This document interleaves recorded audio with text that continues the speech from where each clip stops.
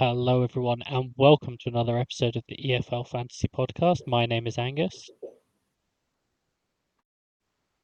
And my name is Dan. and we are back to preview the season.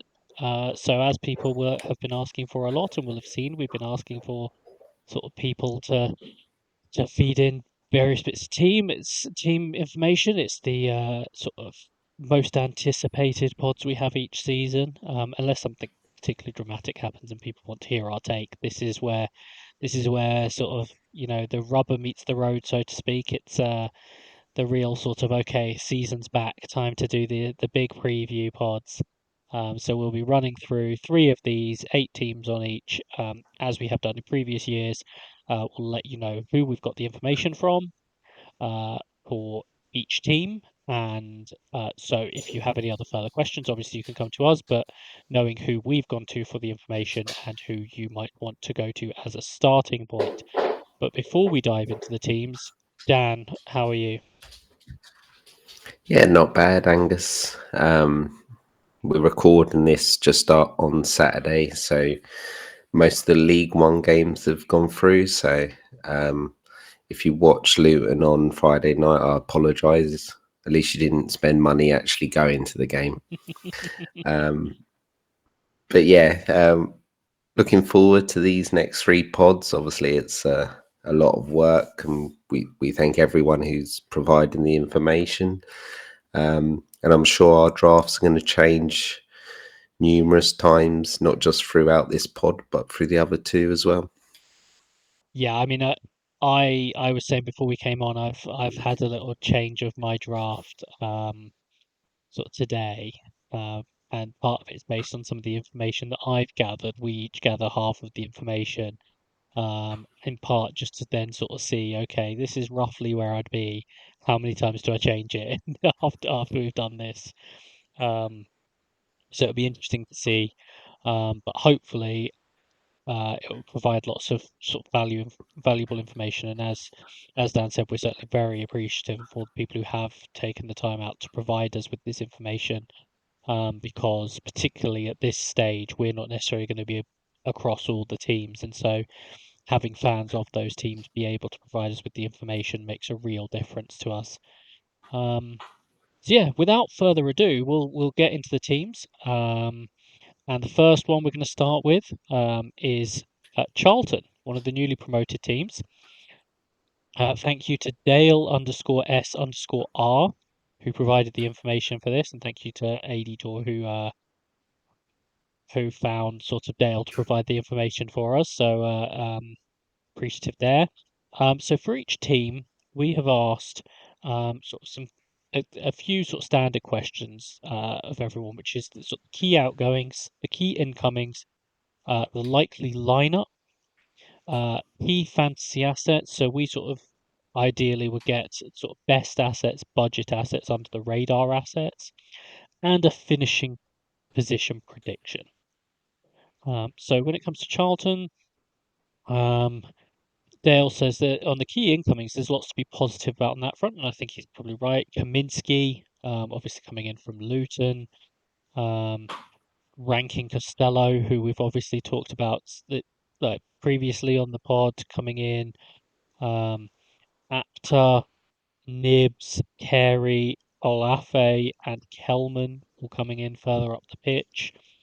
Um, and there's sort of a lot. I think I agree with him where he says there's a lot of sort of upside and potential in a lot of those signings, and but it does sort of rely on the hope that they can make the jump up to the championship in a lot of these cases. In terms of the key outgoings, apart from a few loans and short-term contracts ending, the only big outgoing really has been Thierry Small going to Preston after turning down a new contract. Said he performed well for them last year, but he also felt that he flattered to deceive at times. Um, so it can be sort of a mixed bag in terms of how you view that. But does think he's also still young enough to keep improving and be interested to see how he progresses at Preston. Um, in terms of the likely lineup, he says it's very difficult at the moment, but he's gone with Kaminsky in goal. He's not sure whether it be Gillespie or Bell at left centre back. He's got Jones in the middle of the back three, Ramsey on the right side of the back three, Edwards left wing back, Apter right wing back. Coventry is one of the centre mids alongside either Doherty or Rankin Costello. Thinks Carey or Nibs will play behind Olafe and one of Kelman or Leeburn.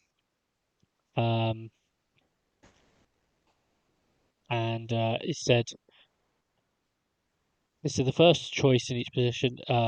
Is sort of like this. He thinks Nibs might have joined touch too late. Godden's thrown into the mix when he's back, and Campbell likely to be more of a squad player than starter this season. Doherty versus Rankin Costello and the strikers is the toughest to call. And he has said, in terms of finishing prediction, he said enough to stay up. He's put 15th, which I think is reasonable ambition. Obviously, we can fill in the gaps there in terms of some of the fantasy elements where I think, people are going to look at Kaminsky, people are going to look at the striker position at this point. I've seen a few people looking around. There's going to be a couple of familiar names there for people in terms of like Rankin Costello's obviously midfield, but Amari Bell, there's little bits in there. But off the back of what I've said there, Dan, and any other thoughts, what are your thoughts on Charlton initially, both in terms of that information and anything else there? Yeah, so Charlton, I know quite a lot about because obviously Nathan Jones is the manager, and they've signed, or they have 4 or 5 ex-Luton players.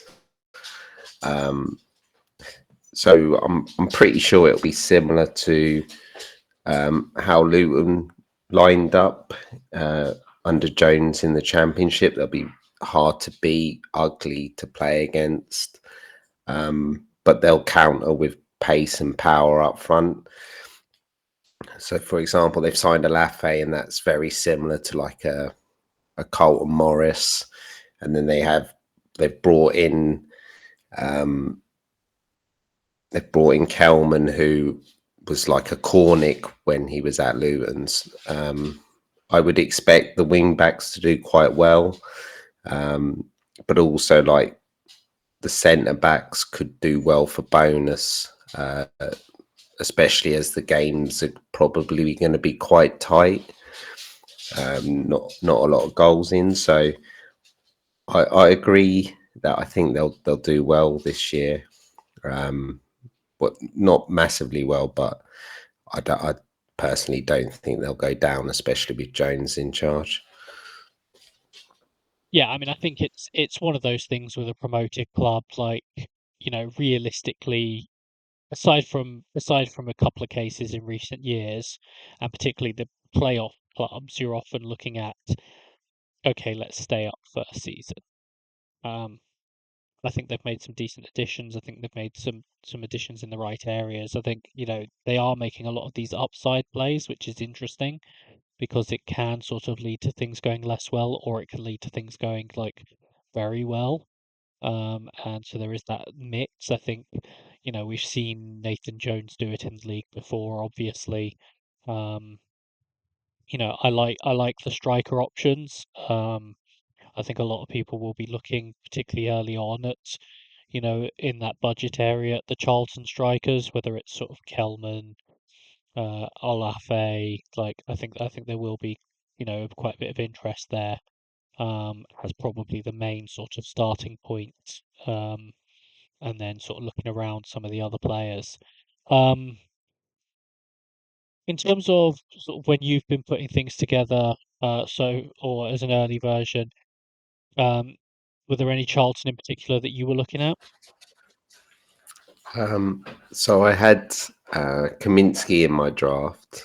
He's a cheap goalkeeper, and I think he'll be pretty busy. But also, like I mentioned, Nathan Jones sets his sides up pretty well, so I'd expect him to keep a fair few clean sheets. I do have Kelman in my team, but it was sort of when I initially put it, it was for QPR, but I could very well have Kelman in if it looks like he's going to play at 5.5. I think that's a decent option. Yeah, I mean, I had Kaminsky in as well, particularly when I was looking at sort of 4.5 keepers to start.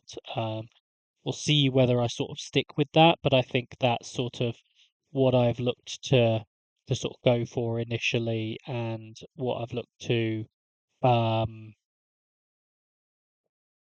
to build based on. And it will partially depend on sort of upgrading those 4.5s will depend on whether I have budget. But Kaminsky seems like a solid option to start. And then I went so the other side of it. I went Olafe, but that's sort of as much a price point as it is sort of particular feeling. Like I remember watching him a few years ago on loan at Sutton United in the lower leagues, and you could sort of see even then the sort of potential. He was on loan from Millwall at that point, and you could see sort of what he can bring. So I think he's continued to grow and develop, but obviously there's sort of an element to see whether he can make that step up. But yeah, I mean, I think there's some interesting players in there, um, but that might sort of feature early on. It also might be that any Charlton players you bring in, you do need to sort of have a view on how you're going to get rid of them, but we'll see. Um, so unless there's anything else you have to add on Charlton, then we'll move on to the next team, Dan. No, I think that's it on Charlton. Um, I think we're handing over to me for Yeah, Preston. yeah, that's it.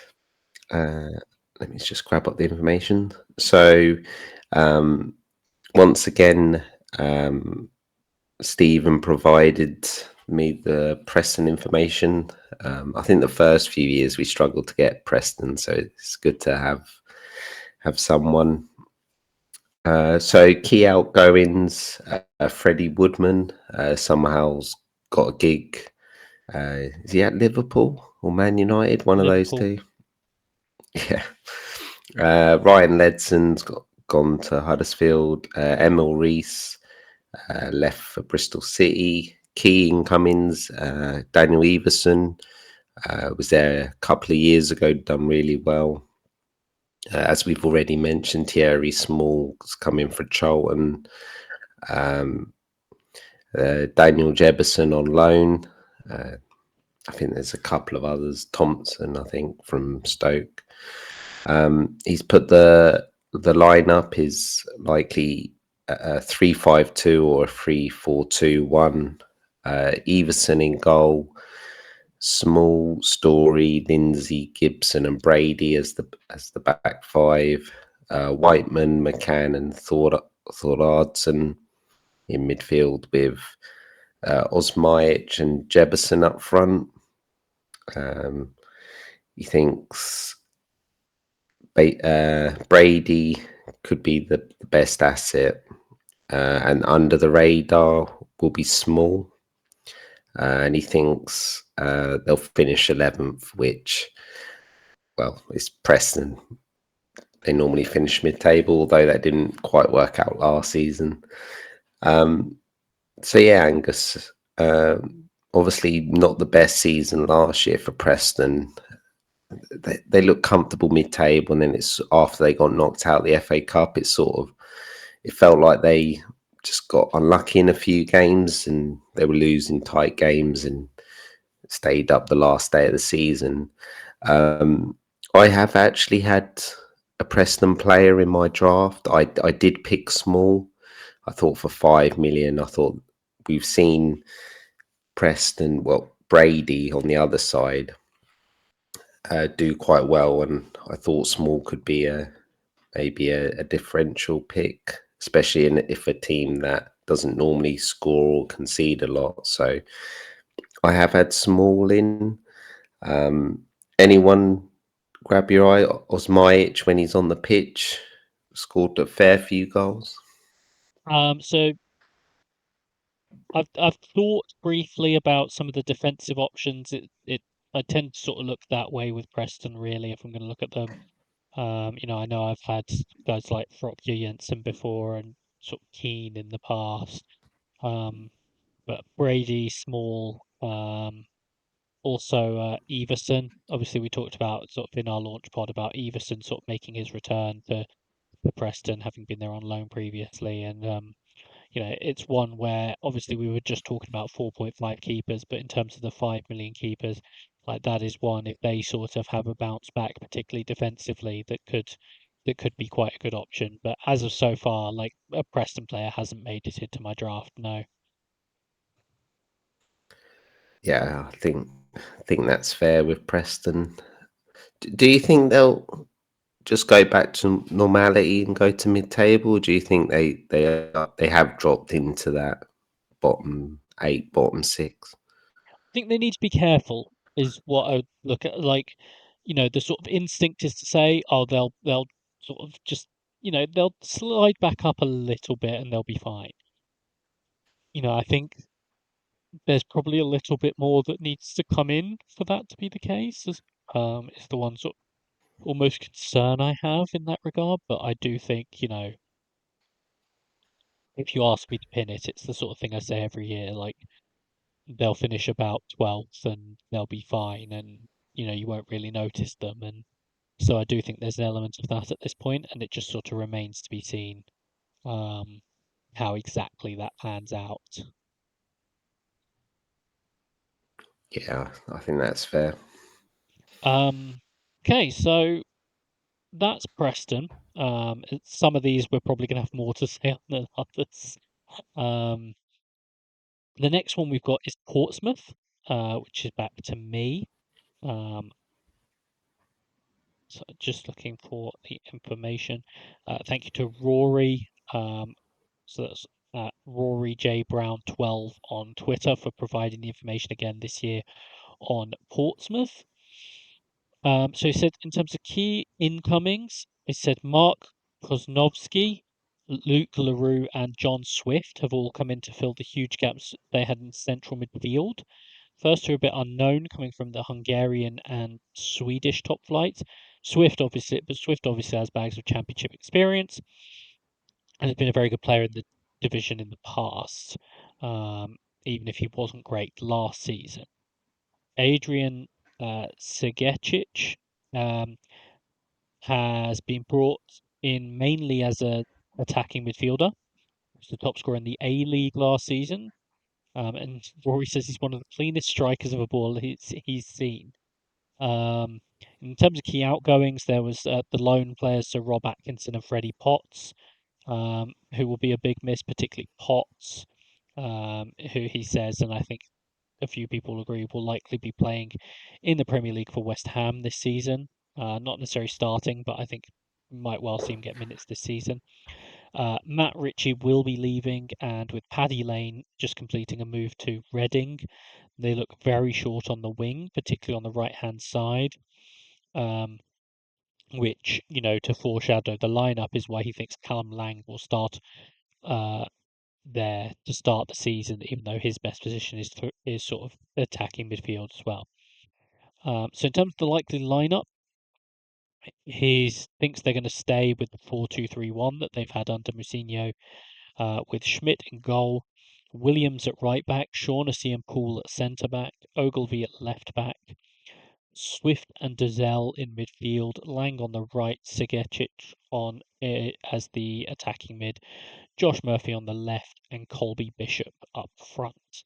In terms of best fantasy assets, he said the best assets would be the trio of Bishop, Lang, and Murphy. So they were involved in around 80% of their goals last season, and he expects something similar this season. Budget assets, he said Schmidt was, in his opinion, one of the best keepers in the league last season, and will definitely be first choice. Uh, he said Connor Shaughnessy had a terrible time with injury last season, which is probably why he's joint cheapest at the moment. But if he stays fit, he will be a starter and could chip in with some goals from set pieces as well. Under the radar, he said Segecic has looked very exciting in pre-season and looks like he'll be a real handful for championship defenders.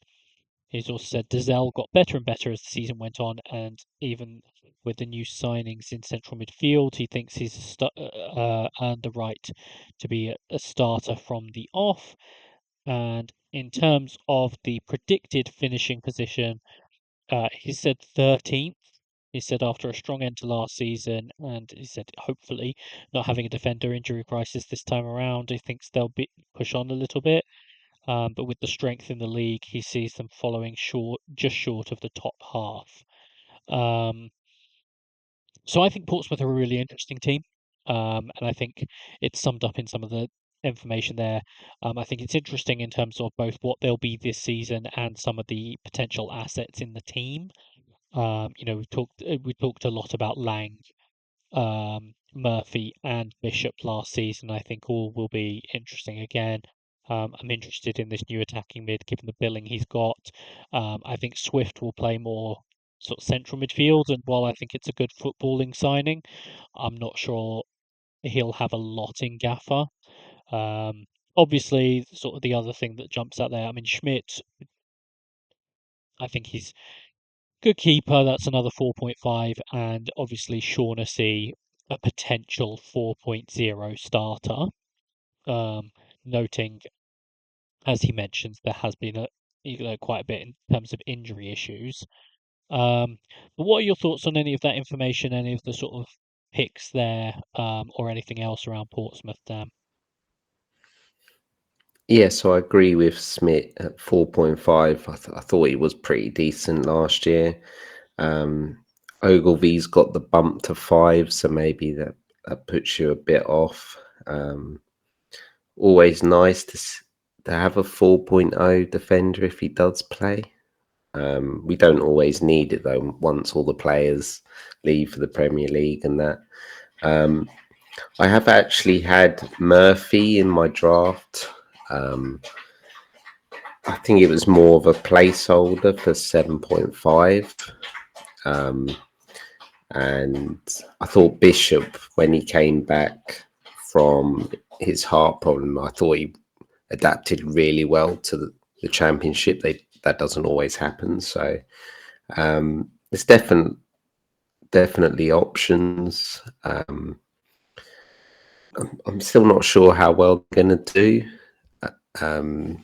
Because I personally don't think the 3 coming up are going to go back down. So it'll be interesting to see if they can jump into like a mid-table side or whether they are struggling. But definitely have a few of their players on the watch list. Yeah, and it's also worth saying with them that unlike last season, they don't have the worst start you've ever seen.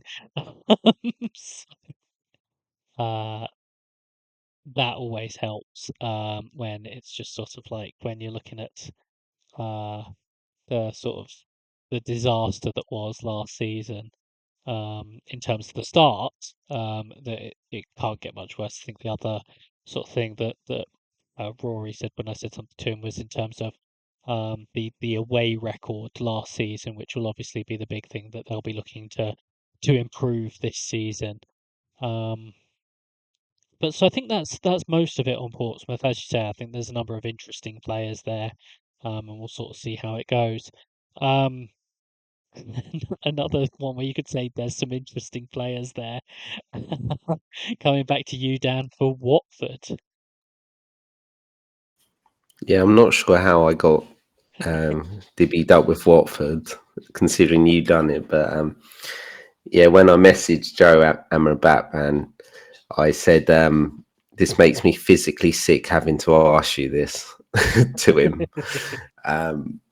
But yeah, key outgoings, he put down Bayo and Rajovic, the striker. Key incomings, Mark Bowler, Kipianku,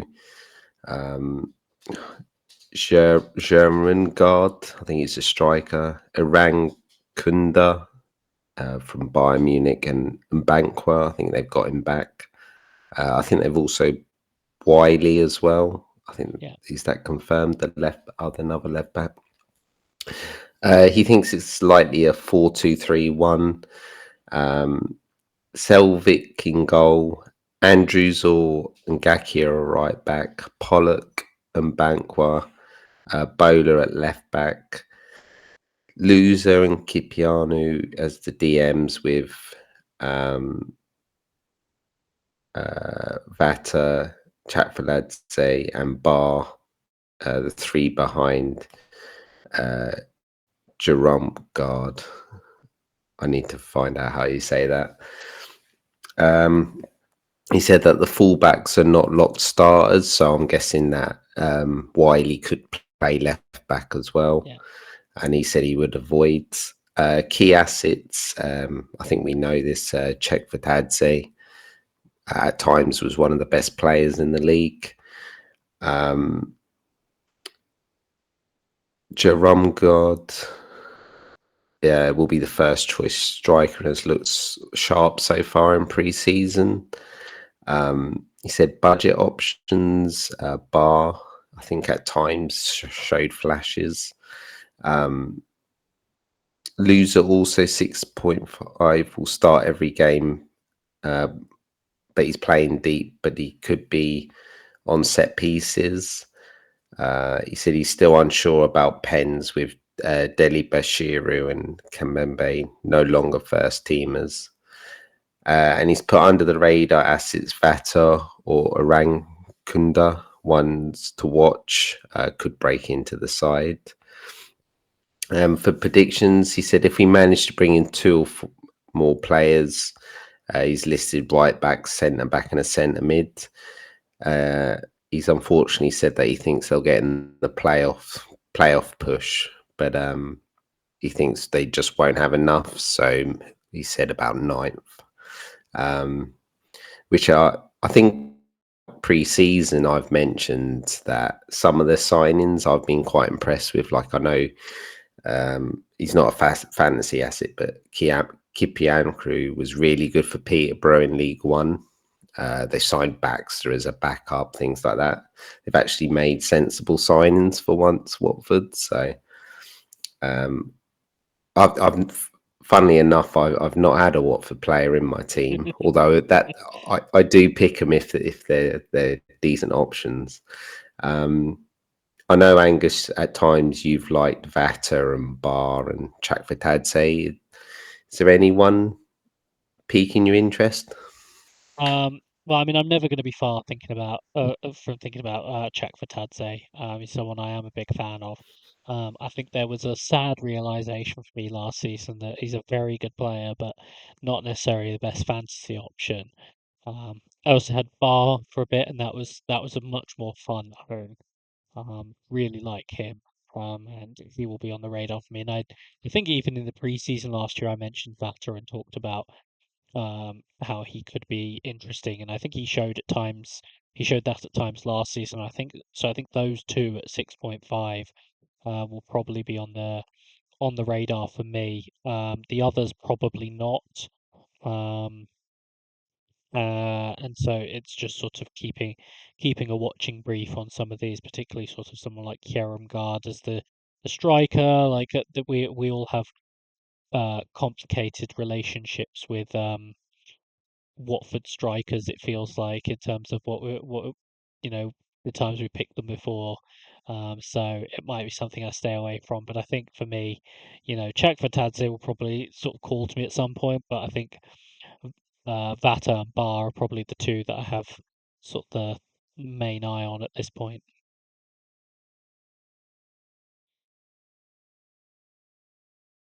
Um, Anything else on Watford, then?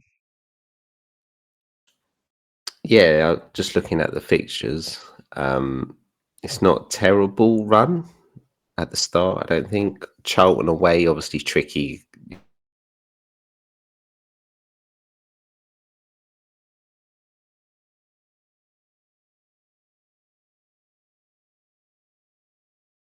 Millwall, Hull, Pompey. So for like a probably 8 game stretch, that's not a terrible idea. So maybe picking up um, the goalie or maybe an attacking mid at 6.5 who you can bench in the difficult games. Maybe not the worst idea.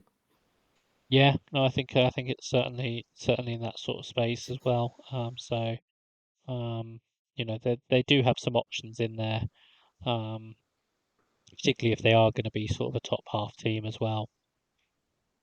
Um, I think it's back to me next for one of the a team I think we'd say is quite interesting at this point.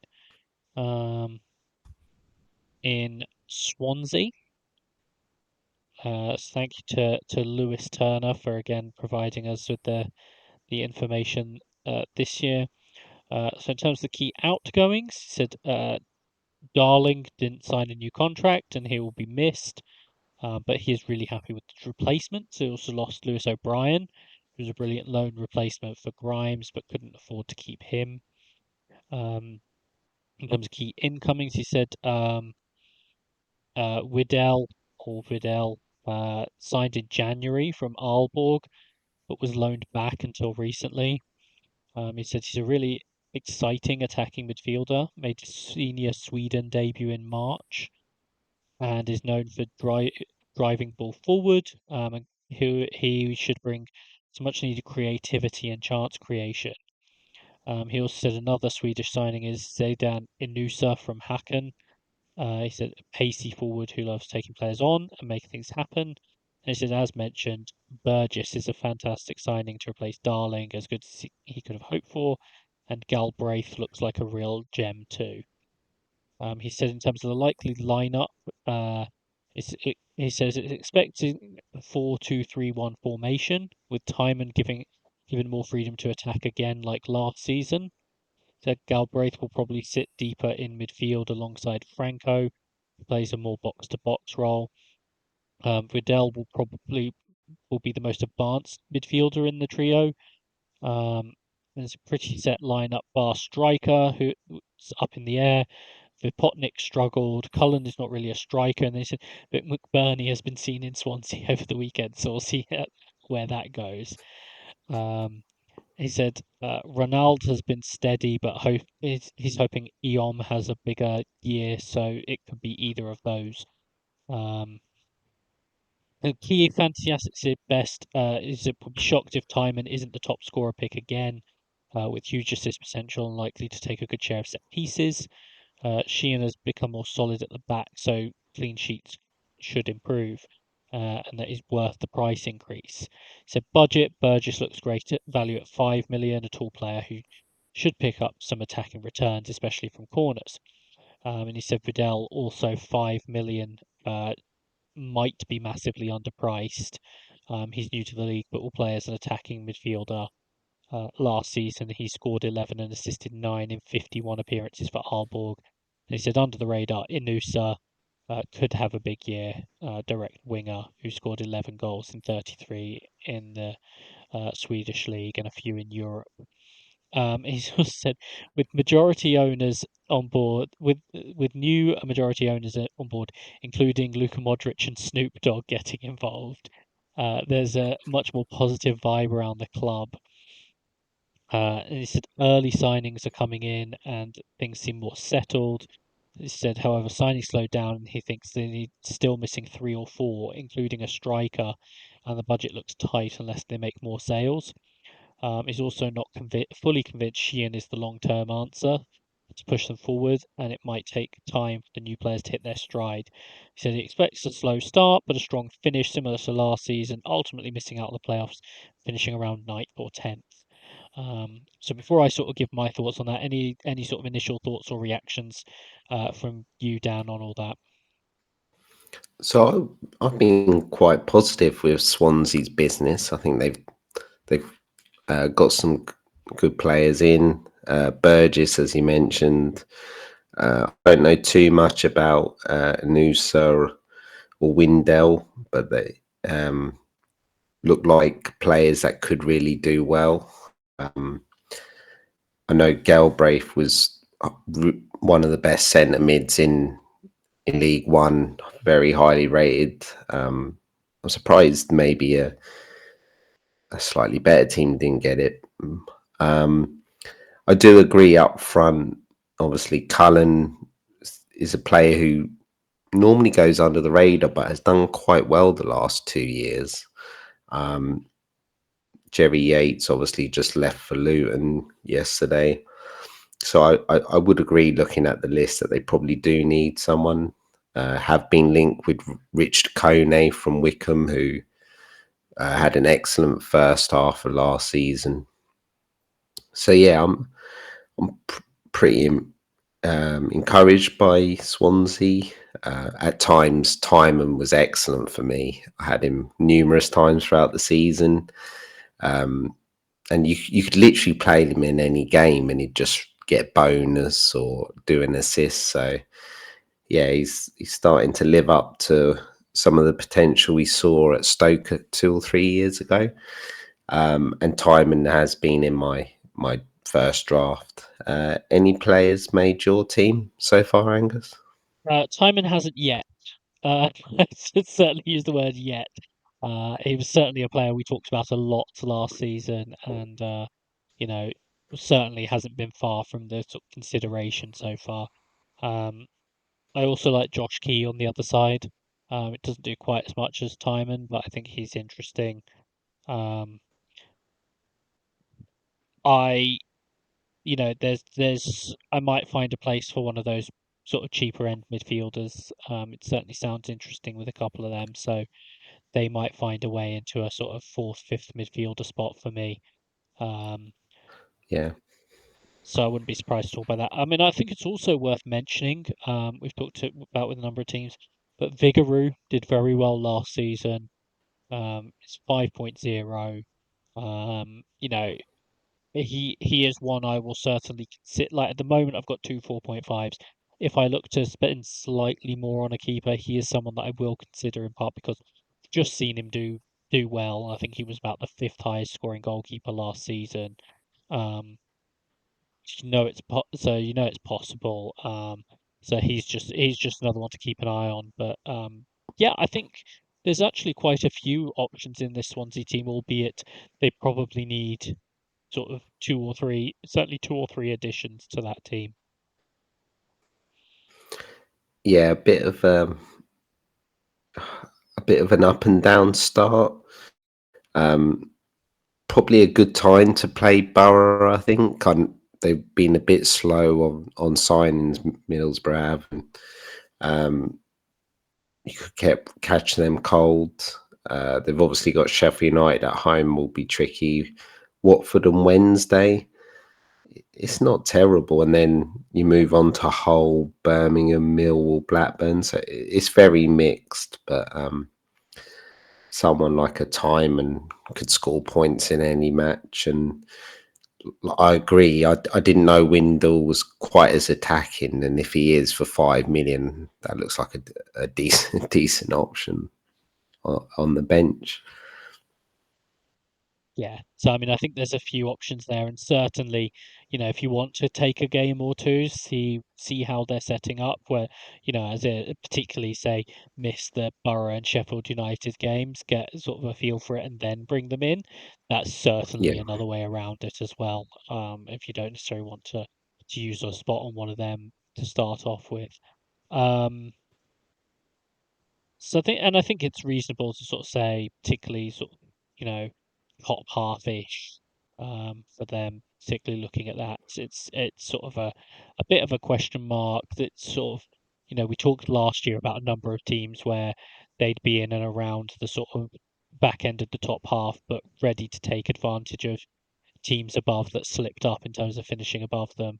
I think that's the best case scenario for Swansea this season, really.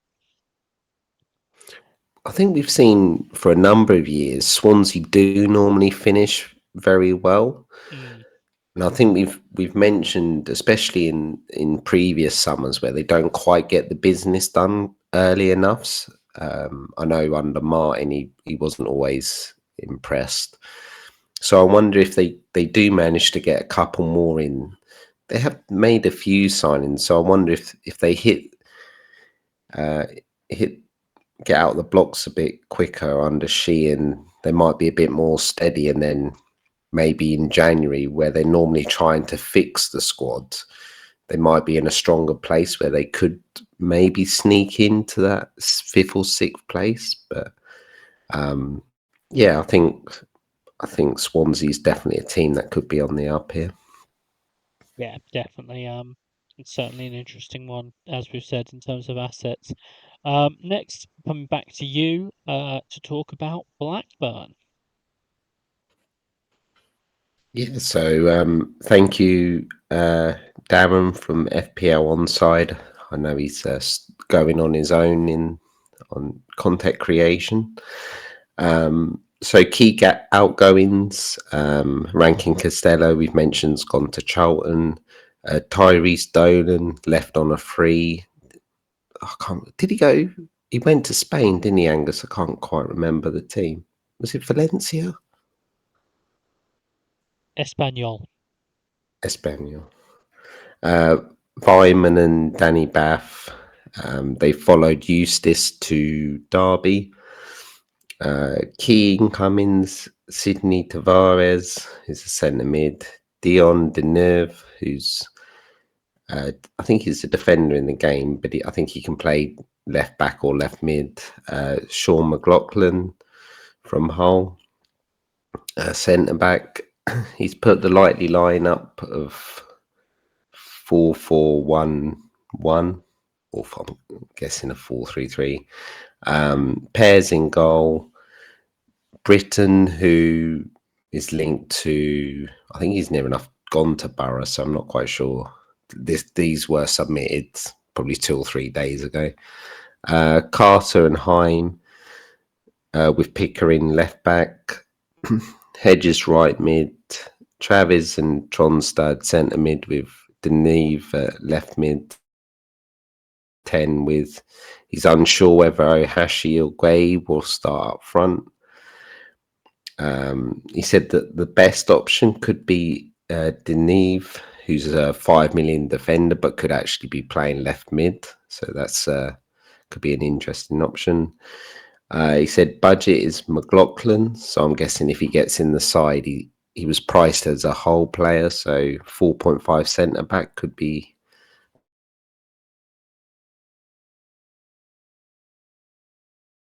striker. Started preseason well. He could end up being the main man. I think at times he looked pretty decent last year, and he reckons they're going to finish 13th. I've not had a Blackburn player, Angus. They finished the season pretty well, didn't they? Because there was talk that they could have got in the playoffs on the last game of the season. I am intrigued though, because the foundation was set by Eustace, and I wonder if they can keep that going. But is there anyone on your list that Deneuve playing left mid if he's a defender, just by the fact he's on your list, Angus? So to start off with, no. He's not. To start off with, I don't think any of the Blackburn players are going to be on the list for me. They're very much a sort of watch and see what it's like, see how they're sort of shaping up, see who's in favour. I mean, even now, sort of, Britain's on his way. I know they've signed Ale Biosu to probably be his sort of replacement. Um, but they always have a number of these mids where one of them is probably going to be a decent option, but which one is it? Is it sort of Cantwell? Is it Cargbo? Is it Hedges? Is it sort of, is it someone that to be named, like the striker position in terms of who exactly is going to get the sort of nod there and that sort of thing. So I think there's just a couple too many questions for me, and sort of other players I like more elsewhere, where I think in terms of starting away at West Brom and then play sort of Birmingham at home, Hull away, sort of Norwich at home. It's and then they go to sort of Watford away and Ipswich at home. It's not necessarily the strongest start to the season. I mean, it's a mixed bag. It's not the worst, but it's not the strongest either. So I feel like I still have an opportunity even early on to assess them a little bit more, which is where I'm at. I don't know if there's anyone in particular that you're looking at. Not really. I was very down on Blackburn going into the season last year. They done really well. I wonder like Darren said, if they will just maybe regress a little bit and do finish mid-table. But yeah, I think they are a wait and see for me. If they're as good defensively as they was last year, though, I can see at some points maybe jumping in on a Pickering or something like that. But yeah, it's definitely, I think it's more of a wait and see than jump right in.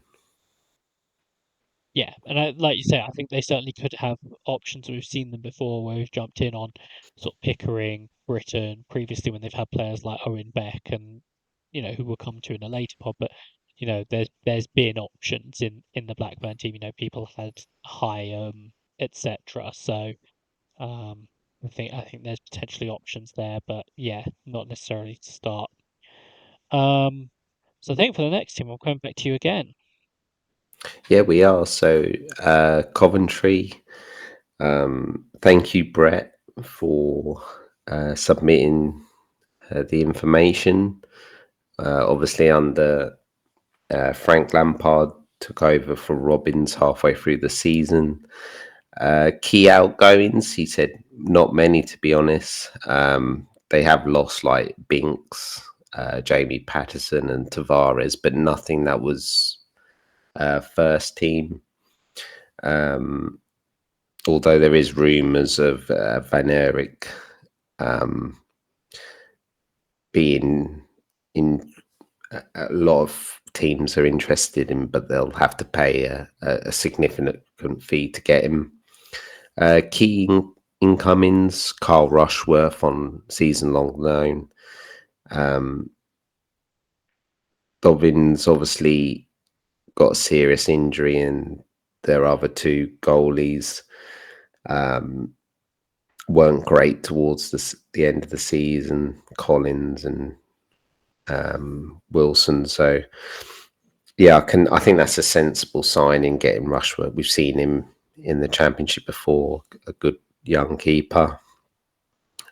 Kane Hesler Hayden done really well at Preston last year, and they've actually signed him from Villa permanently. It's either going to be a good competition for Van Eyck, or they've already got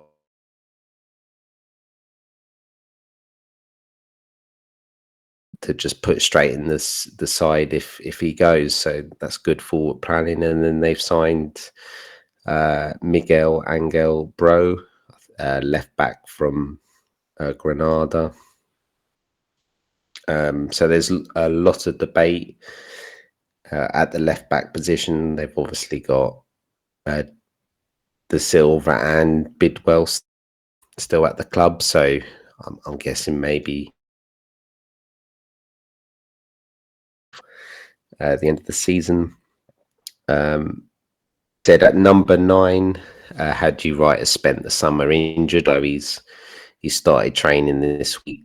They still have Sins, Thomas Asante, and Bassett, all offering something different without actually offering much, which did make me laugh when I read that. He said when at full strength, he thinks Rushworth in goal.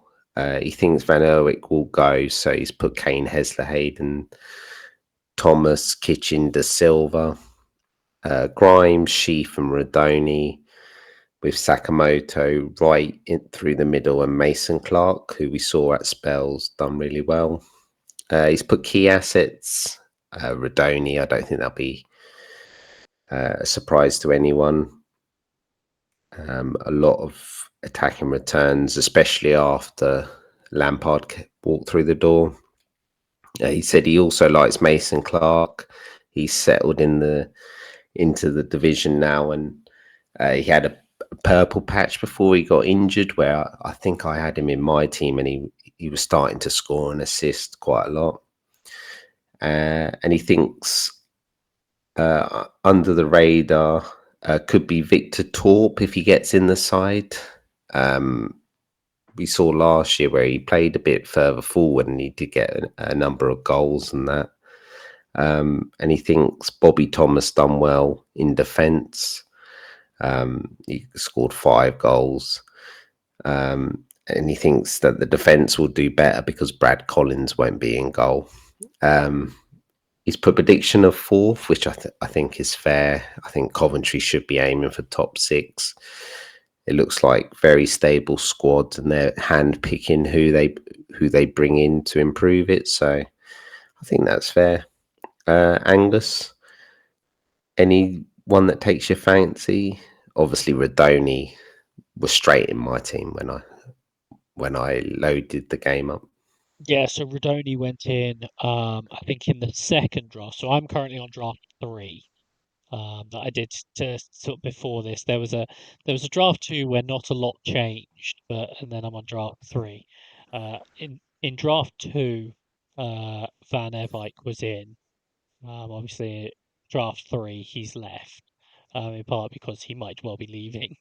Um, so that's sort of it's just Rudoni at the moment, but I think they are a team that will never be far away from mind, um, in terms of whether it's Wright, Mason Clark, Sakamoto. He mentions Torp, who I think was interesting at times.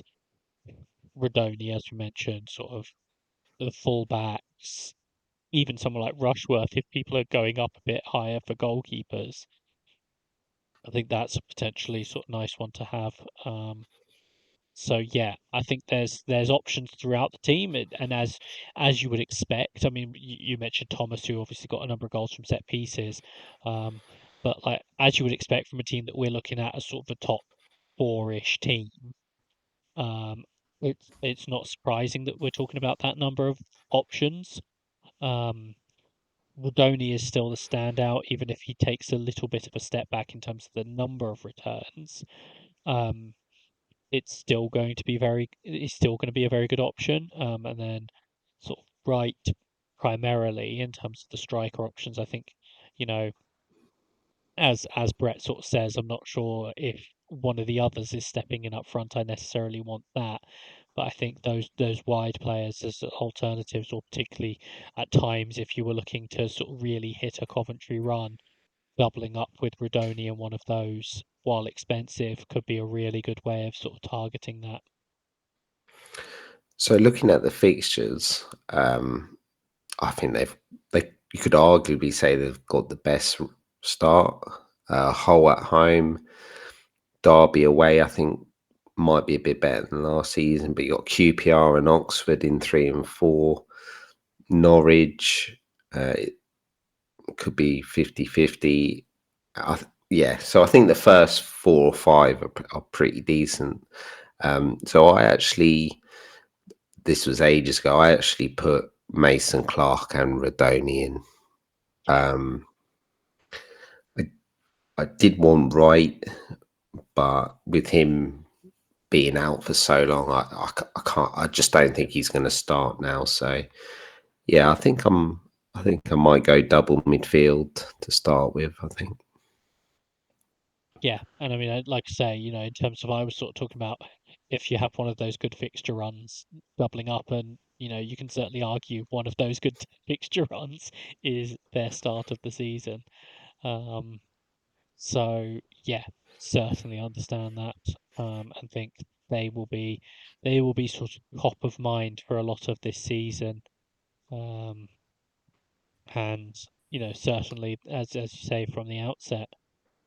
Um, So I think that brings us to the last team of Pod 1, which might be the most anticipated team for this season, Ipswich Town. Thank you to Stuart Bailey, who's provided the information on this. Um, so in terms of key outgoings, he said obviously about Liam Delap um, leaving George Hurst and Ali Al Hamadi as the only out-and-out forwards at the club. Centre midfield is looking much changed, with 4 of last year's 5 options, including Sam Morsey, departing. Um, though none would have been likely fantasy options anyway. Australian internationals Cameron Burgess and Massimo Luongo have moved to Swansea and Millwall respectively. He says presumably in search of game time ahead of next year's World Cup, which I think is certainly a fair read on that. So they've had Burgess and Twanzebe leave in defence. They've had Morsey, Luongo, Kajust, and Phillips leave in midfield, and Delap leave in attack. As key incomings, someone we've seen at multiple teams in the Championship before, Cedric Kipre, has come in at the back, who will come in and offer cover there, mostly at centre back, but can cover at right back, particularly in a similar way to the way they've used someone like Dara O'Shea at times. Kipre can cover that. Um, Ashley Young has also been brought in. Um, he'll compete with Ben Johnson and Harry Clark for minutes, which doesn't necessarily sound like the stiffest competition, but we'll see how that goes. In midfield, they've added Azor Matusiwa, um, who Stuart mentions made a big money move, about 9 million euros from Rennes, um, where he made a lot of sort of appearances last season, although he only got 1 goal and 3 assists, so he's unlikely to be a fantasy option, as he'll be more of a Morsey replacement. So in terms of the likely lineup and formation, he said it would be 4-2-3-1. He's got Palmer in goal, Davis at left back, uh, Greaves and O'Shea at centre back. He's got Ben Johnson at right back at the moment, but does note that he will be far from nailed, particularly with the arrival of Ashley Young. He's put Matasiwa and Jack Taylor in midfield, which obviously the other midfield spot, there's been a lot of talk about the likes of Hayden Hackney. I've seen that they've gone back in to try and bring Kajust back. So it's the area of the pitch they're clearly looking at. It is light at the moment, though. So I think it makes sense that someone like that would be looking at potentially starting to start the season. It's put Philogene on the left, Smodix as the 10, and Clark on the right with Hurst up top, which I think is something of note that people have seen in the recent friendlies, that it's been Philogene on the left and Clark on the right, which is not necessarily what we expected, but does make it interesting, and something to potentially look at in terms of not something we've seen from them previously. Yeah, it's potential. Like, I think there's been some key involvements in preseason from both Philogene and Smodix. Clark, we'll see how he goes, but he obviously shone last time he was in the division. Hurst looks to be the main man right now. Potentially an interesting one. We're talking about quality of team like Ipswich. He said Amari Hutchinson only returned to training last week, having been given an extended break after winning the Euros with England under 21s. Brentford had a big bid rejected, but he could be an outstanding asset if he stays. He said the best asset, Leif Davis.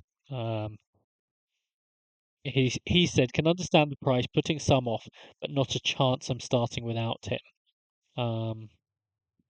He said budget assets is a few to pick from, given the high sort of entry points with everyone.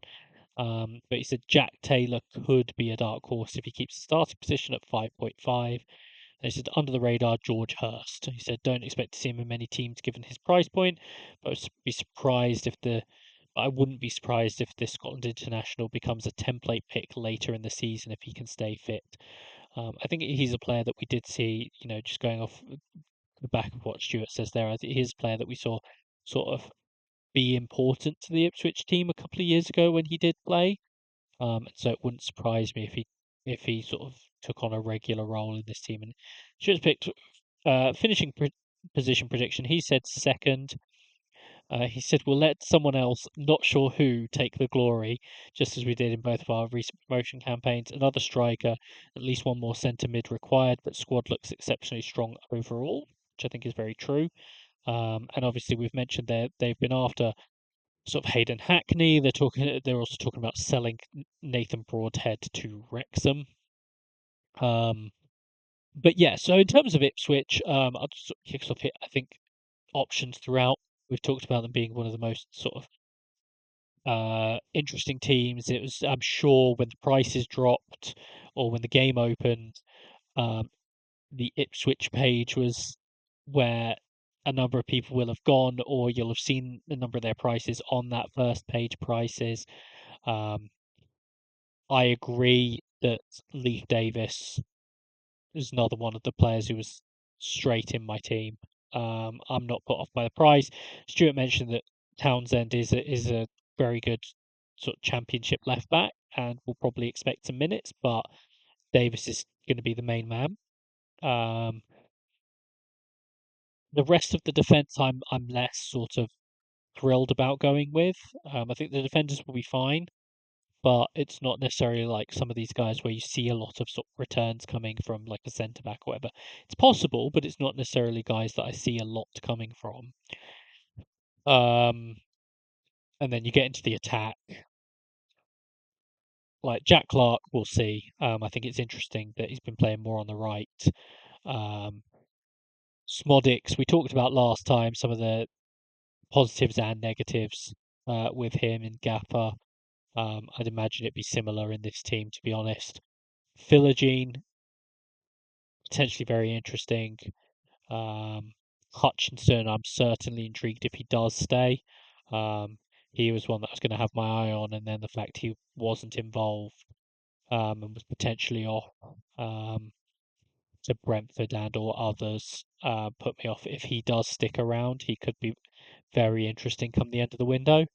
And George Hurst up front, as I said, I think he's important. He was important a couple of years ago.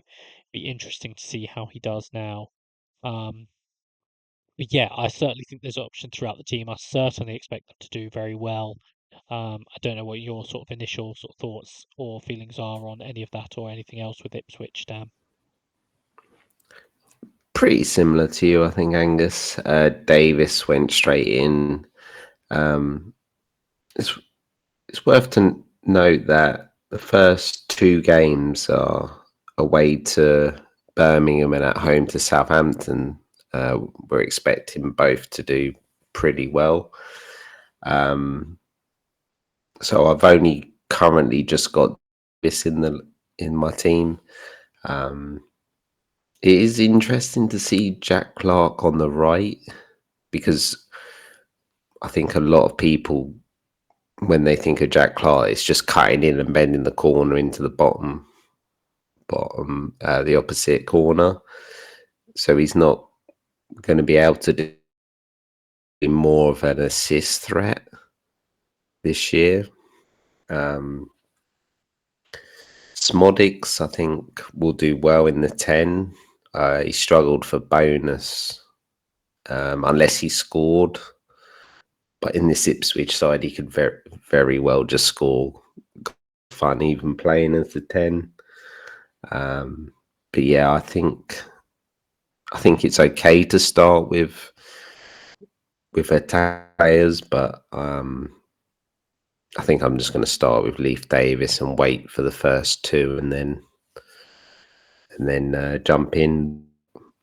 Like I wouldn't be surprised if both of those first couple of games are quite high scoring against Birmingham and Southampton. So maybe is the play to go for, because I do think they will bring someone in, but it doesn't look like the player they bring in is going to start game week 1.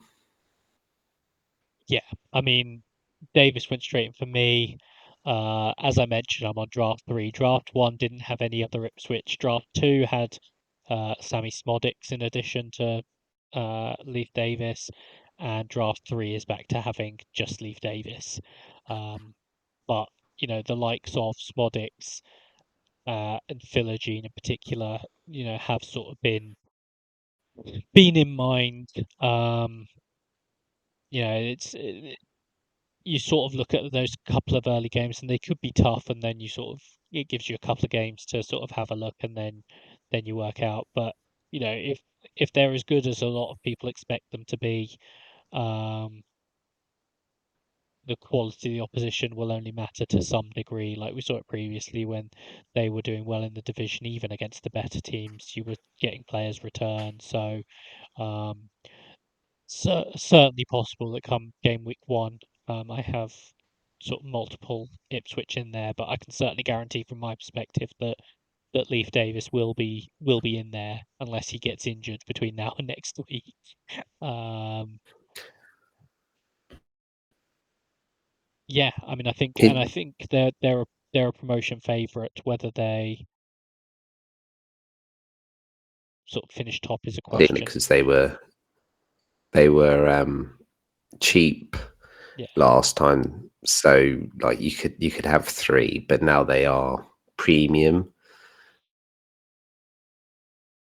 So maybe it is a bigger risk going for them for the first two games against those tricky one. But yeah, let's put it this way: if I see drafts with, I'm going to say, "Oh my god, that's a crazy decision starting with Philogene or Smodix."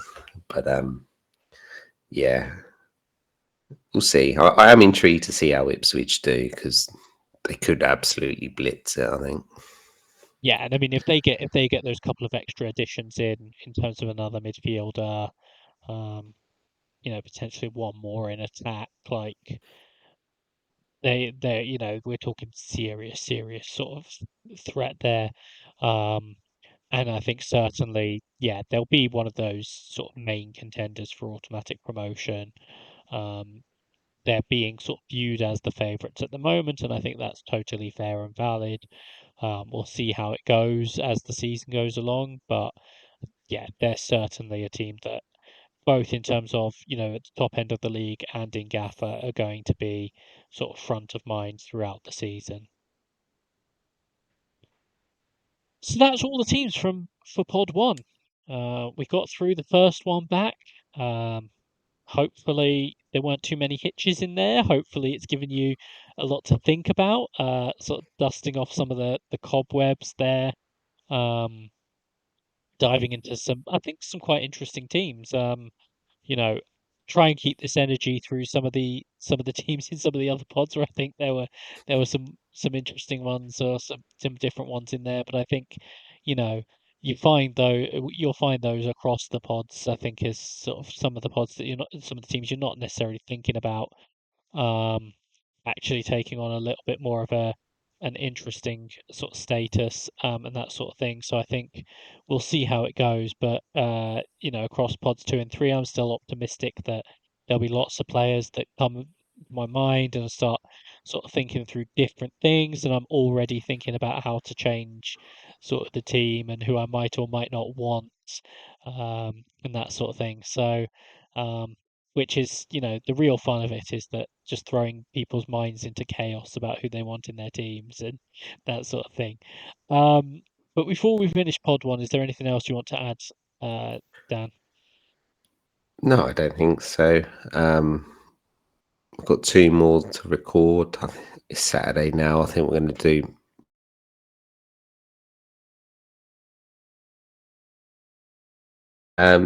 Yeah, I think um, I've. I think a couple of people will be coming in that I didn't expect. But yeah, it's starting to feel real now. Obviously, League One this week, League One and League Two this week, Championship next week. So yeah, I need to get it sorted because I finished. I think I had my second highest finish last year. So my aim is still to get on that first page, Angus. Yeah, after the season that was last year for me, my aim is sort of to get back in that upper echelon. And yeah, there's a lot of sort of ideas floating around. So we'll see how it goes. But yeah, so that's 8 out of 24 teams done. As mentioned, just to timestamp it, it is 10:46 on Saturday night. So if anything happens with any of these teams that we haven't covered, that is why. Um, and this will probably be released uh, either like sort of imminently or tomorrow morning, depending on sort of how quickly I get to sort of releasing it and everything. But yeah, so all that's left for me to say is thank you for listening and see you on pod 2. Goodbye. Goodbye.